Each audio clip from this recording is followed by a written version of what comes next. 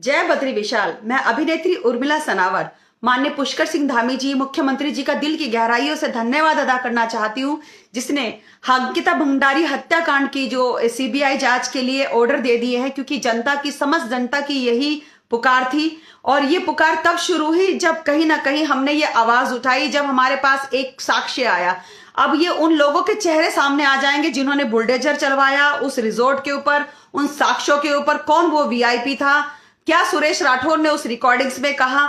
और ये सब चीजें अब जो जनता की पुकार थी, हमारी आवाज के बाद जो जनता की आवाज जो सड़कों पर उतर चुकी थी, जो एक मांग थी सीबीआई जांच, उसके मेरे धाकड़ धामी भाई ने ऑर्डर दे दिए हैं। तो मैं दिल की गहराइयों से धन्यवाद अदा करना चाहती हूं। और उन जो मुखौटे जो चेहरे पर लगाकर ऐसे अपराधी घूम रहे हैं इतने साल से, वो सबके जो चेहरे हैं वो सबके नकाबपोश होंगे, सबके चेहरे सबके सामने आएंगे जो हिडन तरीके से घूम रहे हैं। और मैं उत्तराखंड की जनता का भी मैं धन्यवाद अदा करना चाहती हूँ कि मैं उत्तराखंड की बेटी तो नहीं, लेकिन आज के टाइम में समस्त पूरे प्रदेश में और पूरे देश में आज मैं उत्तराखंड की आवाज बनी, उत्तराखंड की बेटी बनी। और मुझे कहीं ना कहीं लोग कह रहे हैं कि मैं अंकिता भंडारी हूं, मैं उसकी आत्मा मेरे अंदर आ गई।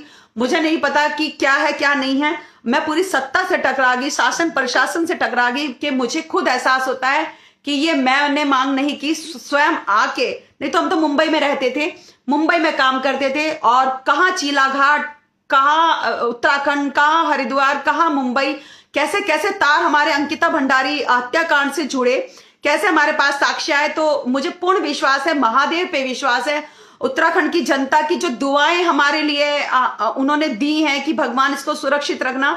और मैं अभी भी ईश्वर महादेव से यही करती हूँ कि मैं जो कल मैंने एसआईटी जांच में पूर्ण सहयोग किया, और हमें कल पूरा एहसास हो गया था कि माननीय मुख्यमंत्री ये पुष्कर धामी जी, इसकी जो एसआईटी जांच की जो रिपोर्ट जाएगी, इसके बाद वो सीबीआई जांच करेंगे। उनके माँ बाप की भी यही मांग थी।